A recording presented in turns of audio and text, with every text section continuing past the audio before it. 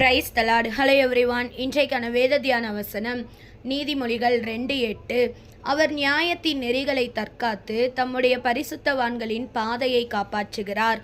கர்த்தர் இன்றைக்கு நம்மளை பார்த்து சொல்கிற வார்த்தை என்னன்னா, இந்த உலகத்தில் நம்ம எத்தனையோ கோடி ஜனங்கள் இருக்கிறோம். ஆனால் நம்ம எல்லாருமே பாவத்தில் தான் பிறந்திருக்கிறோம். பாவம் பண்ணிட்டும் இருக்கிறோம், பாவியாக தான் நம்ம வாழ்ந்துட்டு இருக்கிறோம். ஆனால் நம்ம ஒருவர் கூட நீதிமான்களாக இல்லை. பட் நம்ம தேவனாகிய கர்த்தர் அவர் நீதியுள்ள நியாயாதிபதியாக இருக்கிறார். அவர் நீதியின் மேல் பிரியப்படுகிற தேவனாக இருக்கிறார். அவர் நம் தேவனாகிய கர்த்தர் இதுதான் நீதி, இதுதான் நியாயம், இதுதான் உண்மை, இதுதான் சத்தியம்னு அவர் ஒரு கோட்பாடு, ஒரு நெறிமுறையை வச்சிருக்கிறாங்க. ஆனால் அதை எந்த மனுஷனும் நாம் கடைப்பிடிக்காமல் இருந்தோம். அப்படி மனுஷர்களாகிய நாம் அதை ஆப்போசிட்டாக பண்ணோம். இது நீதினா நம்ம அதை அநீதியாக பண்ணுவோம், நியாயம்னா நியாயம் இல்லாமல் நடந்துப்போம்.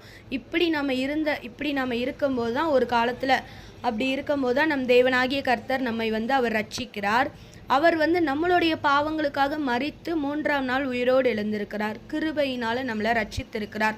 நம்முடைய பாவத்தை மன்னித்து அவருடைய விலையேற பெற்ற ரத்தத்தினால நம்மளை கழுவி அந்த அநீதியாக இருக்கிற அந்த விஷயத்தை நம்மக்கிட்ட இருந்து உடைச்சி நம்மளை நீதியாய் மாற்ற அவருடைய நெறிமுறைகளை, அந்த கோட்பாடுகளை அந்த நீதியாக இருக்குதுல்ல, அதை நம்மக்கிட்ட மாற்றுறதுக்காக அவர் அந்த நீதிமானாக இருக்க போய் தான் நமக்காக ரத்தம் செஞ்சிருக்கிறார்.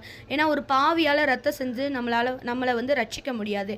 பட் நம் கர்த்தர் நீதியாக இருக்க போய் தான் அந்த நீதியாக இருந்து அவர் ரத்தம் சிந்தி அந்த அநீதியை உடைச்சி நம்மளை நீதிக்குள்ளே கொண்டு வராங்க. அதனால தான் நம்ம நீதிமான்கள் ஆக்கப்பட்டிருக்கிறோம். ஆனால் இந்த உலகம் நம்மளை சொல்லும், பொல்லாங்கன்னா இருக்குது இந்த உலகம்.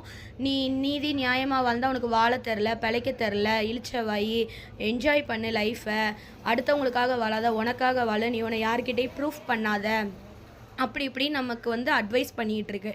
பட் நம்ம அதை கேட்காம அவருடைய கிருபையினால் நம்ம நீதிமானாக்கப்பட்டு ரட்சிக்கப்பட்டு இருக்கிறோம். அதனால அப்படி நம்ம நீதிமானாக இருக்க போய் தான் நம்ம பரிசுத்தவான்கள்னு ஆண்டவர் நமக்கு பேர் கொடுக்குறாரு. அப்படி பரிசுத்தவான்களாக இருக்கிற நம்மளுடைய பாதைகளை தான் ஆண்டவர் காப்பாற்றுகிறார். அதனால் இன்றைக்கு நாம் ஒவ்வொருவரும் நீதிமானாக அவர் கொடுத்த நெறிமுறைகள், கோட்பாடுகள் படி நம்ம வாழ்ந்து பரிசுத்தவானாக நம்ம மாறுவோம். அப்படி நம்ம ஒவ்வொருவரும் நம்ம அர்ப்பணிக்கலாம். தேவன் தாமே நம் ஒவ்வொருவரையும் ஆசீர்வதிப்பாராக. ஆமேன்.